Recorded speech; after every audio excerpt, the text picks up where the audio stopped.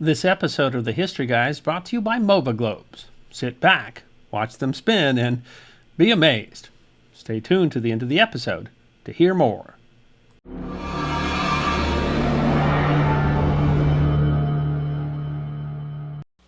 The connections of history are fascinating. Even across a vast globe, events in one place can dramatically affect events somewhere else. Shoot, they might even affect some of the world's most remote places. Like the island of Tristan de Cuhna, the world's most remote inhabited island.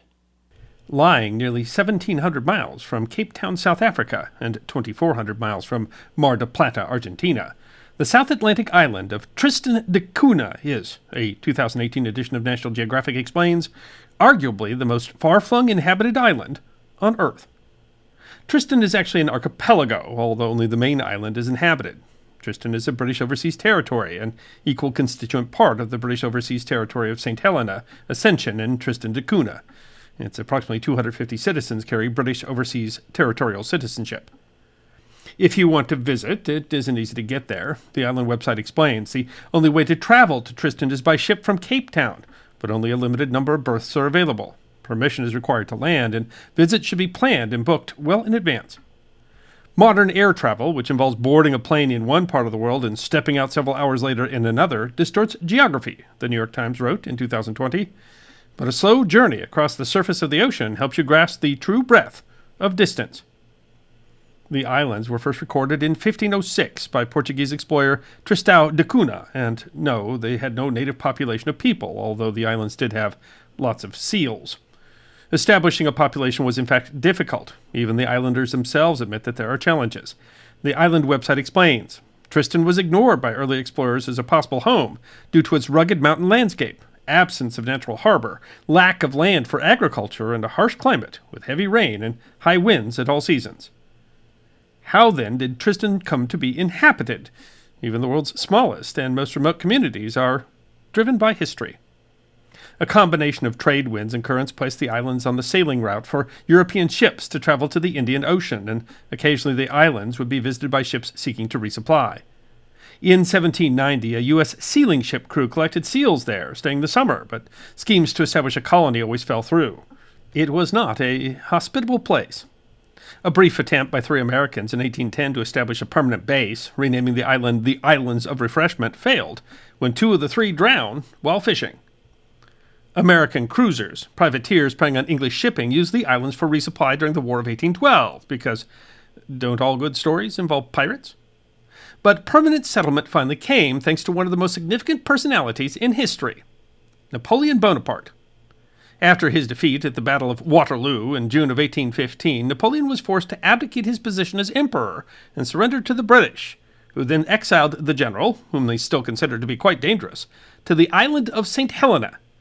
It was concerned that Napoleon's supporters might use Tristan as a base for a rescue attempt that prompted the British government to occupy the island, seizing the island in the name of King George III and creating a base called Fort Malcolm.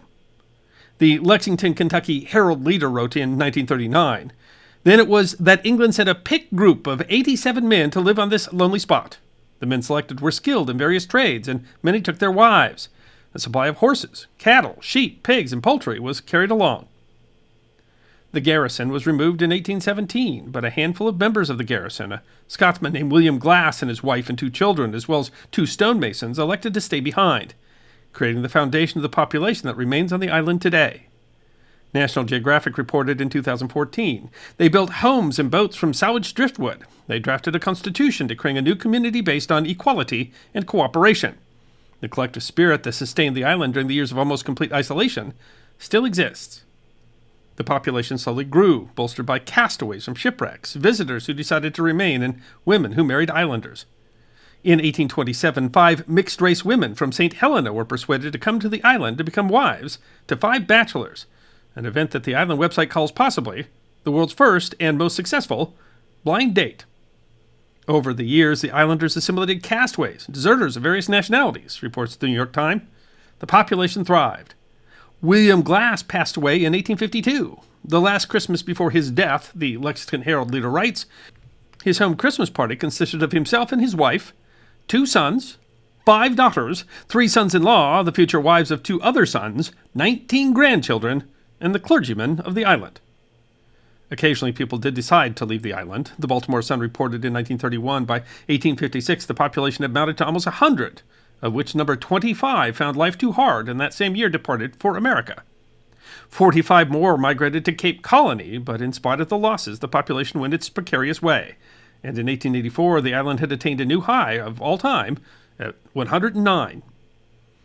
The island did occasionally receive attention. An 1867 visit by the Duke of Edinburgh resulted in the official renaming of the only town on the islands to Edinburgh of the Seven Seas, although the island webpage notes that the name has never been used locally. The Baltimore Sun wrote that the people are described as moral, religious, hospitable to strangers, well-mannered, industrious, and long-lived. The island, famous for simply not experiencing crime, where never has there been a single divorce, seems always to have maintained a morality, but certainly some have tried to maintain religion there. The British Charitable Society for the Propagation of the Gospel first assigned a minister in 1851, but he left in 1856. Took many years to find a replacement, but finally the Reverend Edwin Heron Dodgson took the post.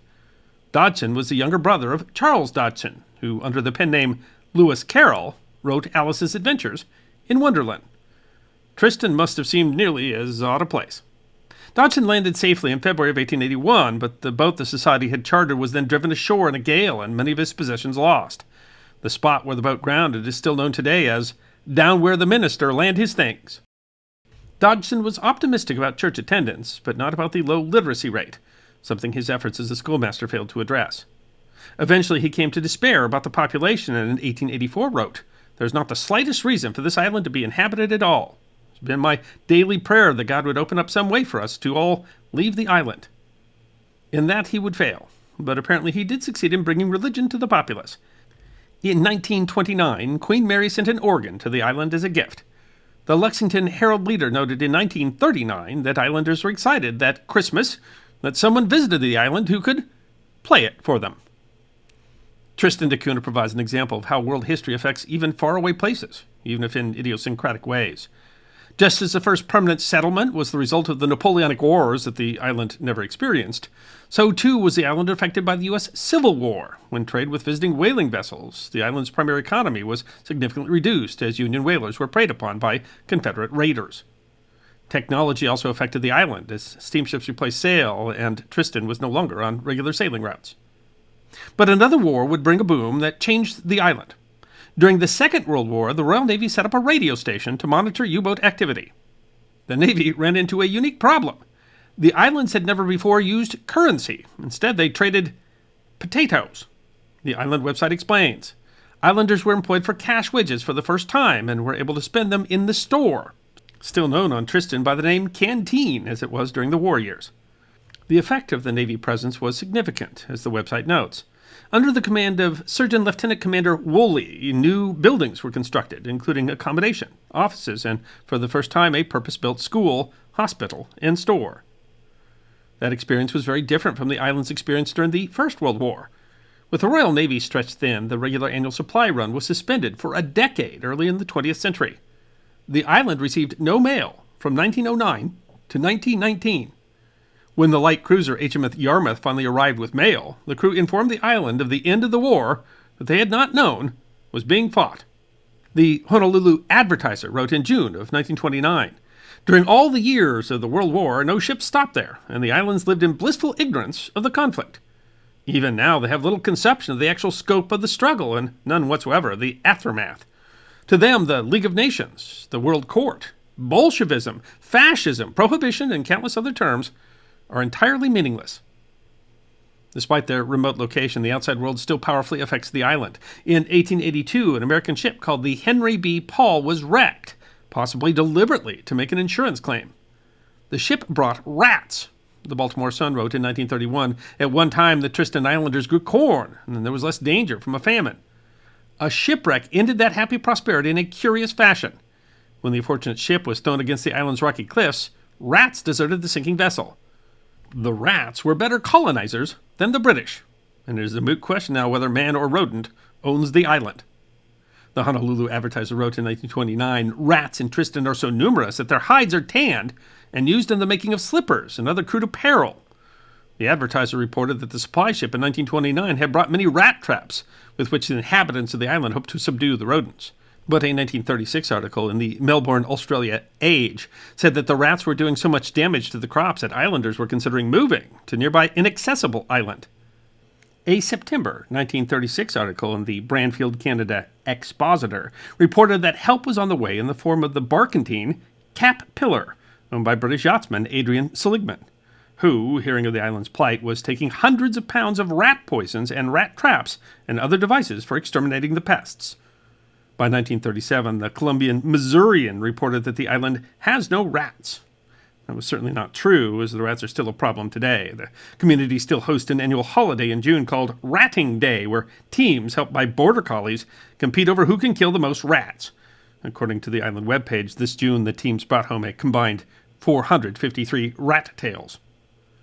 The rats were not the only tragedy to strike the island. In 1885, tragedy struck when 15 island men died when their small boat went to trade with a nearby ship and was lost, leaving, the Baltimore Sun reported, a community of widows and a gap in population.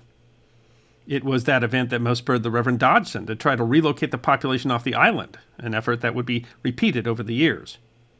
The Wausau, Wisconsin Daily Herald reported in July 1926, the Foreign Office would like to surrender the place to nature and the rats, and move the inhabitants, bag and baggage, to a Cape Town reservation and be done with the famine worries, but the inhabitants will have none of it. They love their home. The Melbourne, Australia Age reported that in 1904 a definite effort was made by the government of Cape Colony to induce the islanders to leave and settle in Cape Colony. The government offered free passage to South Africa, settlement on the coast, and money on loan to establish themselves as settlers. When only 3 of 11 families considered leaving, the offer was withdrawn. In 1907, a difficult winter caused the loss of cattle and failure of much of the potato crop, threatening the island with famine. The British Colonial Office sent aid, but also sent a letter to the local missionary seeking to ascertain the feeling of the islanders on the question of evacuating the place. When islanders were presented with the offer, there was a unanimous decision against evacuation, reported The Age. The Missoula, Montana Missoulian wrote in 1938, Tristan de Cuhna has attracted only the stout of heart and robust of health, and has fostered stalwart and invincible spirits. Because of this, the numerous attempts to break up the settlement have been met with vigorous resistance. In fact, so vigorous that official attempts to abandon the place have been themselves abandoned. The most dramatic example came in 1961, when the eruption of Queen Mary's Peak compelled the evacuation of the entire population to the United Kingdom. The UK government assumed that evacuation was permanent, the island website writes. The Lansing, Michigan State Journal reported in 1962 that a 4-person mission by the Royal Society determined that the eruptions were subsiding. The settlement had received little damage and that the livestock had survived, although island dogs had been running wild and attacking the lambs and had to be euthanized.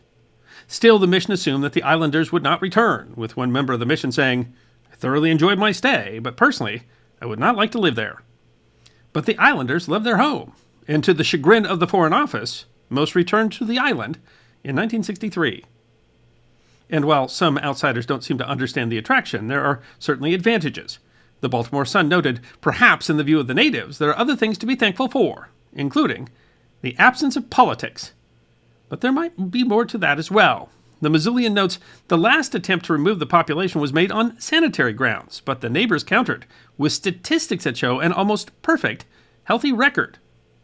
The Melbourne Age reported in 1936 that Royal Navy Fleet Medical Officer Surgeon Commander Richard had visited the island in 1923. Discounting concerns over inbreeding, as in the case of the islanders, the affinity is collateral and very many degrees removed. He found the inhabitants to be physically above average, the children being exceptionally so, and the condition of their teeth is almost perfect. And in 1932, Royal Navy Surgeon Lieutenant Sampson reported that the islanders were of good physique and well-nourished. Among the children there was no evidence of rickets, and such diseases as scarlatina, diphtheria, mumps, measles, and whooping cough were unknown. The teeth were a particular curiosity. The Age reports even the oldest man on the island, Samuel Swain, and a man of 75 years, had a complete set of teeth, none of which showed the slightest sign of decay. Mr. J.B.A. Moore, president of the Dental Society of the Cape Province, told The Age that such dental perfection as he found on Tristan was entirely outside the experience of his profession in any other community. And the puzzle of such perfection was increased by the fact that the conditions under which islanders lived was in marked conflict with those which modern scientific research lays down is desirable for dental health. He even noted that the islanders never cleaned their teeth. The island is not completely free of illness, and a viral flu outbreak in 2007 affected up to 50 islanders. The illness raised concerns in that islanders are genetically predisposed to asthma. The population has become so interrelated that the island website notes that only 7 surnames survived on the island in 2006, a factor that allowed researchers in 1996 to identify a genetic component to asthma. Genealogy mapping revealed that the islanders are direct descendants of the 15 original settlers, and historic records suggest at least 2 founders may have been asthmatic. Dr. Noah Zamel of the University of Toronto wrote in a 1996 edition of the American Journal of Respiratory and Critical Care Medicine. The flu outbreak led to a call for medicine, as the island had few supplies and only a 4-bed hospital. However, by the time the British ship RFA Gold Rover arrived, they reported there has been no emergency, and it does appear that the virus is on the ebb. None of the islanders died. More recently, insulated by what the New York Times calls the world's whitest moat, no cases of COVID-19 have occurred on the island.